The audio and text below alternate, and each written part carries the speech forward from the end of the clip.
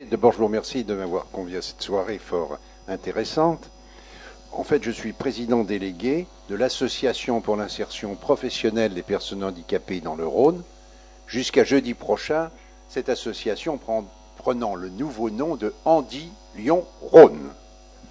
Et elle recouvre, cette association, plusieurs activités, le placement des personnes handicapées dans les entreprises du secteur du milieu concurrentiel et dans la fonction publique, le maintien dans l'emploi des personnes handicapées, comme l'a rappelé le président Tanguy Duchesnay tout à l'heure, et également le suivi des bénéficiaires du RSA, qui sont nos grands axes d'activité. Cette association, qui s'appellera Jeudi Handi Lyon Rhône, elle a été créée le 1er janvier 2007 et elle résultait en fait de la fusion des deux associations qui existaient alors sur le département du Rhône, l'ADI-PSH et OE Prométhée Lyon-Rhône, que j'avais créé lorsque j'étais directeur général du MEDEF à Lyon en 2003. Ces deux associations se sont réunies. Il faut dire que la GFIP était très favorable à cette unification, mais cette fusion s'est faite volontairement, car j'ai toujours été partisan pour ma part de l'affaire, considérant qu'il fallait unir les forces de ces deux associations pour être plus efficaces. Et puis aussi pour une autre raison.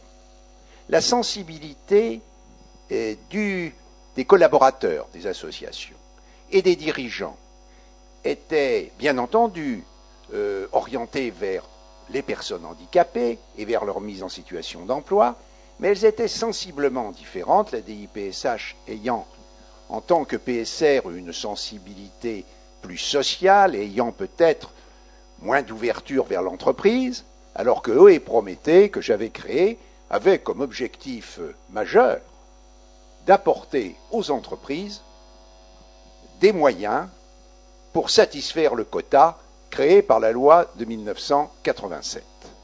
Cette fusion s'est réalisée dans de très bonnes conditions.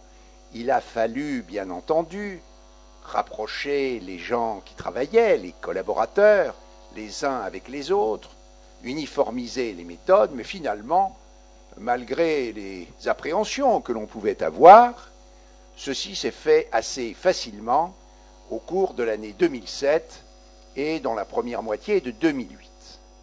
Nous avons cependant constaté que cette association ayant pris une ampleur plus grande, il fallait en changer le management. Et en octobre de l'année dernière, en octobre 2008, nous avons changé le directeur général et nous avons mis en place avec lui un nouveau plan opérationnel instituant des méthodes plus rigoureuses et faisant en sorte qu'un certain nombre de dispositifs internes de l'association soient entièrement revus dans un souci d'efficacité. Et les grandes réformes apportées par ce plan opérationnel, on peut les résumer de la manière suivante. D'abord, au niveau de l'accueil des personnes handicapées, nous avons institué un dispositif qui scinde véritablement les personnes handicapées qui ont un projet professionnel de celles qui n'en ont pas pour prendre leurs problèmes d'une autre manière. Nous avons organisé des rendez-vous réguliers, de telle sorte que lorsque les personnes se présentent spontanément ou lorsqu'elles nous sont adressées par des partenaires extérieurs, on puisse les aiguiller auprès de conseils en recrutement qui soient véritablement en adéquation avec les problèmes à résoudre. Le deuxième grand chantier que nous avons ouvert, c'est un chantier qui concerne la communication de l'association. Nous avons mis au point un site internet entièrement remanié, entièrement refondu, qui sera présenté d'ailleurs d'ici quelques semaines aux autorités, aux institutions de la région, du département et de la région, de telle sorte que notre communication soit mieux étayée et soit plus facile à se développer et à convaincre.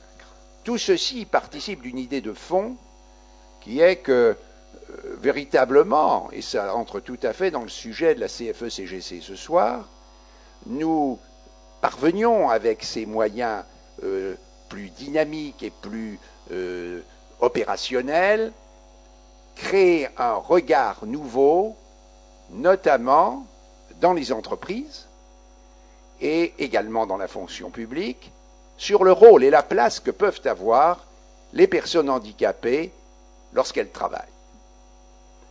Personnellement, je pense que pour s'investir dans des associations comme les associations qui gèrent Cap Emploi, le SAMET et les autres structures, il est indispensable d'avoir un engagement personnel.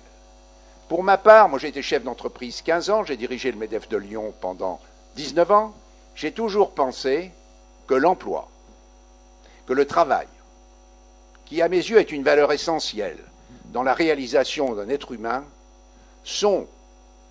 que le travail et l'emploi sont essentiels pour gommer les différences et pour s'efforcer de faire des personnes handicapées des personnes comme les autres. Et c'est un peu ceci qui nous guide dans notre action. Nous avons constitué cette association qui est basée à Lyon, qui a des relations avec la région Rhône-Alpes aussi, dans un certain nombre de domaines, avec le Conseil général, avec la GFIP bien sûr, et avec l'État. Et nous faisons en sorte que cette association soit également ouverte aux entreprises. Nous avons fait rentrer 8 entreprises dans notre conseil d'administration, de telle sorte que l'esprit d'entreprise se diffuse aussi dans notre façon de travailler et dans la façon de gérer, comme dans l'examen des résultats de notre activité.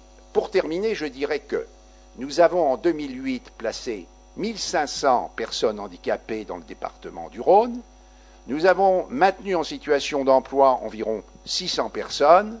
Ce sont des chiffres que nous n'atteindrons malheureusement pas, du moins pour les placements en 2009, en raison de la situation du marché du travail. Mais nous pensons que c'est un passage difficile que nous saurons surmonter. Voilà en gros ce qu'est l'association Andy-Lyon-Rhône, qui a dans son escarcelle Cap Emploi, le SAMET et le suivi des bénéficiaires du RSA.